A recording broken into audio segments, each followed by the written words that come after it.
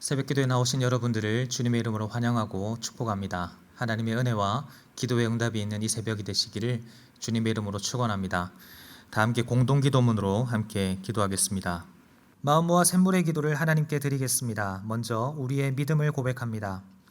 우리의 생명과 구원 되시는 하나님 아버지, 우리의 일상이 주님의 사랑과 세밀하신 손길 아래 있음을 고백합니다. 오늘도 마음 다해 주님을 사랑하고 힘을 다해 주의 뜻을 행하는 믿음의 걸음을 걷게 하소서. 나라를 위해 기도합니다. 이 나라를 세우시고 위기 때마다 도우신 하나님, 국민들을 코로나로부터 보호하시고 나라의 안위를 지켜주소서. 경제 상황이 안정되게 하시고 일터를 지켜주시며 평화로운 일상이 회복되게 하소서. 성경의 가치에 부합한 법률과 제도와 문화가 이 땅에 세워지게 하시고 북녘 땅에 신음하는 주의 백성들을 보살펴 주소서. 교회와 예배를 위해 기도합니다.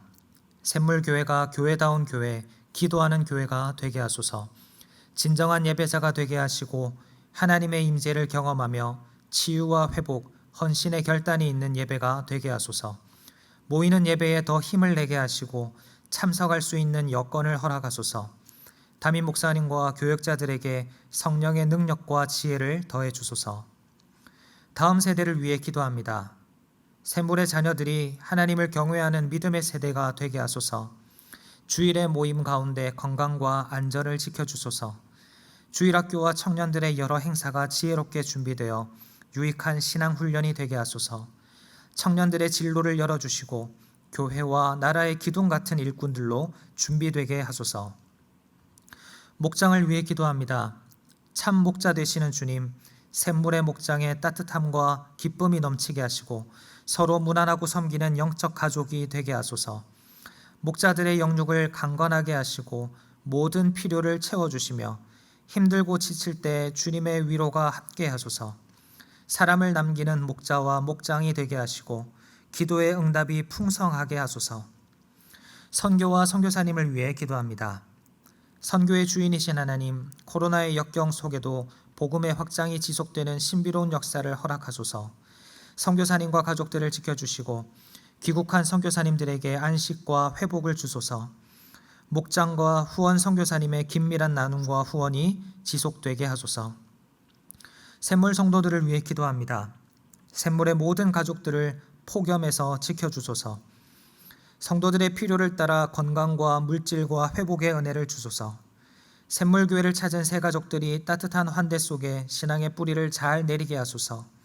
해외에 있는 가족들, 군에 있는 자녀들도 지키고 보호해 주소서. 은혜로우신 예수님의 이름으로 기도합니다. 아멘. 오늘 우리에게 주신 하나님의 말씀은 예레미야 22장 1절에서 12절까지의 말씀입니다. 예레미야 22장 1절에서 12절까지 말씀을 저와 여러분이 교독해서 읽도록 하겠습니다. 여호와께서 이와 같이 말씀하시되 너는 유다 왕의 집에 내려가서 거기에서 이 말을 선언하여 이르기를 다윗의 왕위에 앉은 유다 왕이여 너와 내 신하와 이 문들로 들어오는 내 백성은 여호와의 말씀을 들을지니라. 여호와께서 이와 같이 말씀하시되 너희가 정의와 공의를 행하여 탈취당한 자를 압박하는 자의 손에서 건지고 이방인과 고아와 과부를 압제하거나 학대하지 말며 이곳에서 무죄한 피를 흘리지 말라. 너희가 참으로 이 말을 준행하면 다윗의 왕위에 앉을 왕들과 신하들과 백성이 병거와 말을 타고 이 집 문으로 들어오게 되리라. 그러나 너희가 이 말을 듣지 아니하면 내가 나를 두고 맹세하노니 이 집이 황폐하리라. 여호와의 말씀이니라. 여호와께서 유다 왕의 집에 대하여 이와 같이 말씀하시니라. 내가 내게 길르앗 같고 레바논의 머리이나 내가 반드시 너로 광야와 주민이 없는 성읍을 만들 것이라. 내가 너를 파멸할 자를 준비하리니 그들이 각기 손에 무기를 가지고 내 아름다운 백향목을 찍어 불에 던지리라. 여러 민족들이 이 성읍으로 지나가며 서로 말하기를 여호와가 이 큰 성읍에 이같이 행함은 어찌 됨이고 하겠고 그들이 대답하기는 이는 그들이 자기 하나님 여호와의 언약을 버리고 다른 신들에게 절하고 그를 섬긴 까닭이라 하셨다 할지니라. 너희는 죽은 자를 위하여 울지 말며 그를 위하여 애통하지 말고 잡혀간 자를 위하여 슬피 울라. 그는 다시 돌아와 그 고국을 보지 못할 것임이라. 여호와께서 유다 왕 요시야의 아들 곧 그의 아버지 요시야를 이어 왕이 되었다가 이곳에서 나간 살룸에 대하여 이와 같이 말씀하시니라. 그가 이곳으로 다시 돌아오지 못하고 잡혀간 곳에서 그가 거기서 죽으리니 이 땅을 다시 보지 못하리라. 아멘. 오늘 우리에게 주신 하나님의 말씀은 이런 지도자가 되게 하소서입니다. 우리가 속한 공동체의 그 지도자들을 위해서 중보하면서 또 기도하는 시간이 되면 좋겠는데요. 왜냐하면 오늘 말씀이 하나님께서 왕을 비롯한 이스라엘의 지도자들에게 주신 말씀이기 때문입니다. 하나님은 예레미야에게 유다 왕에게로 가라라고 말씀하시면서 2절을 보면 왕과 그 신하와 왕궁으로 출입하는 백성들에게 이 말씀을 전하라라고 말씀하십니다. 여기서 백성들은 그냥 평범한 백성을 말하는 것이 아니라 왕궁으로 출입하는 왕족과 그 신하들을 일컫는 말입니다. 그러니까 한 나라를 다스리고 이끌어가는 지도자들에게 주신 말씀이라는 겁니다. 하나님께서 이 지도자들을 향해서 특별히 말씀을 주신 이유는 두 가지가 있습니다. 하나는 이 지도자들이 하나님의 뜻을 거슬러서 악을 주도적으로 행했기 때문이고, 또 다른 하나는 그것 때문에 이스라엘의 백성들에게까지 영향을 미치고 있었기 때문입니다. 이러한 차원에서 볼 때 좋은 지도자를 만나는 것이 우리에게 얼마나 큰 복인지 모릅니다. 또한 그렇기 때문에 하나님께서 세우신 지도자가 좋은 지도자가 되도록 기도해야 합니다. 리더들이 어떤 사람이냐에 따라서 그 공동체에 큰 영향을 미치기 때문입니다. 때에 따라서는 이 공동체의 흥망성쇠까지 결정한다고 해도 과언이 아니죠. 이런 차원에서 오늘 본문을 통해서 우리는 세 가지의 기도 제목을 함께 나누려고 합니다. 내가 속한 공동체의 지도자가 이런 지도자가 되게 하소서. 특별히 우리 교회, 우리 가정, 우리 목장, 그리고 우리 나라의 지도자가 이런 지도자가 되게 하소서. 이런 기도의 제목들이 오늘 우리에게 생겨나게 되기를 간절히 소망합니다. 먼저 첫 번째 기도 제목은 우리 지도자가 의로운 지도자가 되게 하소서입니다. 본문 3절을 보면 하나님은 가장 먼저 너희가 공의와 정의를 행해야 한다라고 말씀하십니다. 여기서 정의는 옳은 일을 말하고 공의는 공정한 일을 말합니다. 그러니까 지도자는 어떠한 위기나 위협, 어려운 상황 가운데서도 쉽게 타협하거나 자신의 유익만을 추구하는 사람이 아니라 모든 백성들 앞에서, 더 나아가 하나님 앞에서 옳은 일을 해야 하는 사람이고, 동시에 공정한 판단을 할 수 있어야 합니다. 하나님 앞에서 의롭고 공정하게 일하는 사람, 우리의 지도자가 그런 지도자가 되길 기도해야 합니다. 왜 우리의 지도자들이 의로워야 할까요? 공의로우신 하나님이 지도자들에게 의로움을 요구하시기 때문입니다. 성경 곳곳에 보면 하나님은 스스로를 공의의 하나님이시라고 말씀하십니다. 그런 하나님께서 신명기 16장에서 지도자들을 세우실 때 가장 먼저 당부하신 말씀이 공의로 백성을 재판해야 한다. 너는 마땅히 공의만을 따라야 한다. 이렇게 말씀하셨습니다. 이처럼 하나님은 스스로가 공의로우신 분이시고, 그렇기 때문에 하나님의 대리자인 지도자 또한 공의롭기를 원하십니다. 그러나 예레미야 시대의 지도자들은 그러지 못했습니다. 그들은 하나님 앞에서 의로운 지도자가 아니라 불의한 지도자였습니다. 자신의 지위와 권한을 이용해서 약한 자들을 압제하였고 온갖 불법과 부정한 행위들을 일삼았습니다. 그러나 우리는 기억해야 합니다.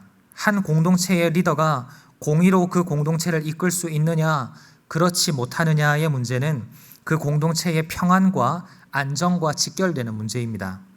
그렇기에 우리에게 세워주신 지도자들, 우리 교회, 우리 목장, 우리 가정, 우리 나라의 지도자, 그 리더들이 더욱 하나님의 공의 앞에 바로 서는 자들이 될 수 있도록 우리는 기도해야 합니다. 자신을 유혹하는 악한 생각과 행실을 끊어버리고, 온갖 불법과 부정을 끊어버리고, 권모술수나 또 강압적인 폭력들도 다 끊어버리고, 하나님의 공의로 공동체를 잘 다스리면서 올바른 판단, 공정한 판단, 옳은 일을 하도록 우리는 우리의 지도자들을 위해서 기도해야 합니다. 그리고 우리가 우리의 지도자들을 위해서 해야 할 두 번째 기도 제목은 우리 지도자가 따뜻한 지도자가 되게 하소서입니다. 하나님께서 지도자들에게 명령하신 부분을 자세히 보면 공의와 또 정의에 대한 말씀을 주신 후에 이방인과 고아와 과부를 압제하거나 학대하지 말고 또 무죄한 피를 흘리지 말라라고 말씀하십니다. 잘 아시다시피 이방인과 고아와 과부는 대표적인 사회적 약자들입니다. 그들을 압제하거나 학대하지 말고 보호해주고 잘 돌아보라고 하나님은 말씀하십니다. 그리고 무죄한 피를 흘리지 말라는 것은 죄 없는 사람들이 억울하게 피해를 입지 않도록 세심하게 살피라는 의미입니다. 예레미야 당시에는 이처럼 지도자들을 비롯한 기득권자들이 백성들을 참 못살게 괴롭힌 모양입니다. 그러나 하나님은 지도자가 따뜻한 지도자가 되기를 원하십니다. 물론 공의로움을 통해서 하나님의 의가 드러나도록 해야 하죠. 그런데 그 공의는 따뜻한 사랑을 통해서 나타나야 참 의미가 있습니다. 일은 의롭게 해야 하지만 그 속에서 사람에게는 따뜻하게 대해야 한다라는 겁니다. 교회를 예로 들어 볼까요? 교회 안에서 성도 간의 다툼과 분열이 일어났다라고 가정해 보겠습니다. 그러면 교회 지도자인 목사와 장로 또는 목자는 이 일을 수습하기 위해서 애를 쓰겠죠. 이런 과정 속에서 권면도 하고 또 필요하다면 권징을 통해서 벌을 줄 수도 있습니다. 공정하게 의롭게 그 일들을 잘 처리해야 하죠. 그러나 이 모든 과정 속에 사랑이 없다면 아무리 공정한 판결을 내린다고 한들 아무런 소용이 없습니다. 하나님은 공의로우신 분이시지만 동시에 따뜻한 사랑의 하나님이심을 기억하시기를 바랍니다. 저는 따뜻한 사랑을 통해서 공의를 실현하시는 하나님의 모습을 요한복음 8장에 나타난 예수님의 모습에서 발견하는데요. 간음하다가 현장에서 잡혀온 그 여인에 대해서 예수님이 어떻게 판단하시는지 수많은 서기관들과 또 바리새인들의 관심이 집중되어 있을 때였습니다. 그 가운데서 공의로우셨던 예수님은 이렇게 말씀하십니다. 이 여인을 돌로 치라. 그런데 그냥 그렇게 말씀하시는 것이 아니라 사랑을 담아서 따뜻하게 말씀하십니다. 너희 중에 죄 없는 자가 있느냐? 그 자가 먼저 돌로 치라. 이 여인을 정죄하려던 모든 사람들이 다 돌아가고 난 이후에 공의로우신 예수님은 또 이렇게 말씀하십니다. 다시는 죄를 짓지 말아라. 그러나 이 말씀도 사랑을 담아서 따뜻하게 말씀하시죠. 나도 너를 정죄하지 아니하노니 가서 다시는 죄를 범하지 말라. 여러분, 우리의 지도자들에게 이러한 따뜻함, 이러한 사랑이 넘치기를 기도해야 합니다. 공의로움도 중요합니다. 그러나 그 가운데 따뜻함이 없다면 아무런 의미가 없습니다. 우리 지도자들이 약자를 돌아보고 또 그들을 긍휼히 여기는 마음을 가지고 더욱 사랑으로 품을 수 있는 따뜻한 온기를 품은 지도자들이 되도록 기도해야 합니다. 마지막으로 우리가 지도자들을 위해 드려야 할 기도 제목은 우리 지도자가 경청하는 지도자가 되게 하소서입니다. 의롭고 공정하게 공동체를 이끄는 것도 중요하고 또 그 공동체 구성원들을 사랑으로 따뜻하게 대하는 것도 중요합니다. 그러나 무엇보다 중요한 것은 경청하는 지도자가 되는 것입니다. 4절을 보면 너희가 참으로 이 말을 준행하면 이라는 표현이 나오고요. 5절에 보면 너희가 이 말을 듣지 아니하면 이라는 표현이 나옵니다. 바로 순종에 대한 말씀인데요. 하나님은 하나님께서 세우신 이 지도자들이 하나님의 뜻에 순종하기를 원하십니다. 우리가 흔히 순종이라고 하면 순순히 잘 따르는 것을 순종으로 여기기 쉬운데요. 사실 이 순종이라는 말의 히브리어 원어가 쇠마입니다. 많이 들어보셨죠? 바로 듣다라는 의미의 쇠마가 바로 이 동시에 순종이라는 뜻도 가지고 있습니다. 그러니까 하나님의 뜻에 순종을 잘하는 지도자는 곧 하나님의 말씀을 경청하는 지도자입니다. 이러한 차원에서 우리나라 말이 순종이라는 말의 진정한 의미를 잘 표현하고 있다고 생각을 하는데요. 자녀에게 부모님께 순종해라 라는 말을 할 때 어떻게 말씀하십니까? 부모님 말씀을 잘 들으라 라고 말씀을 하시죠.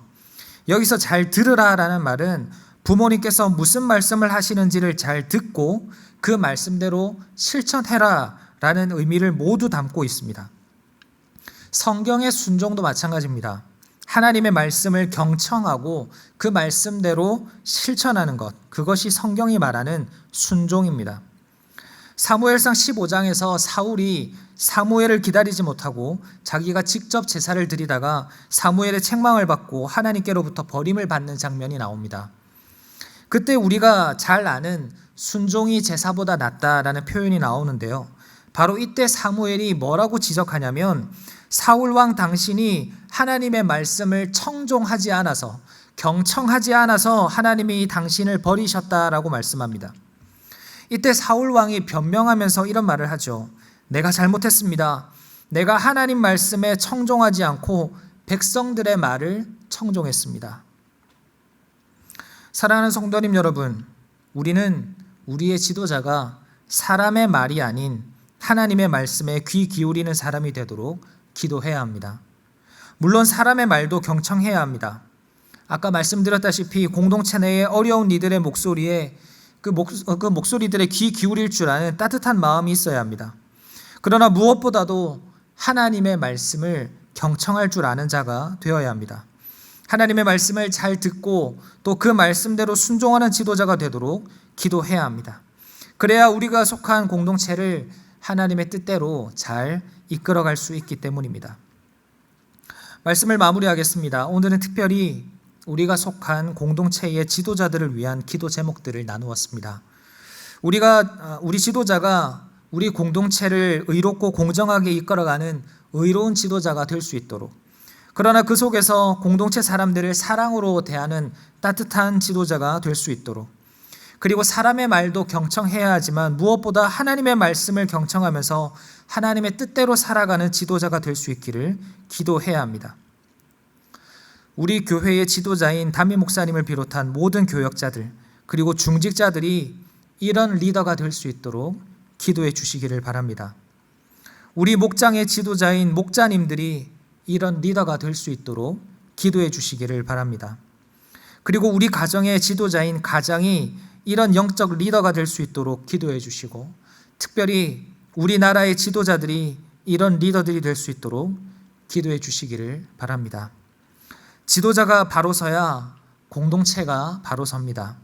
우리에게 주신 지도자가 이런 지도자가 될 수 있도록 우리 모두가 기도의 동력자로 서야 할 때입니다. 원어업기는 오늘 하루 특별히 우리가 속한 공동체의 지도자들을 기억하며 마음을 모아 중보해 주심으로 하나님이 기뻐하시는 공동체를 함께 세워가는 여러분 모두가 되시기를 주님의 이름으로 축원합니다.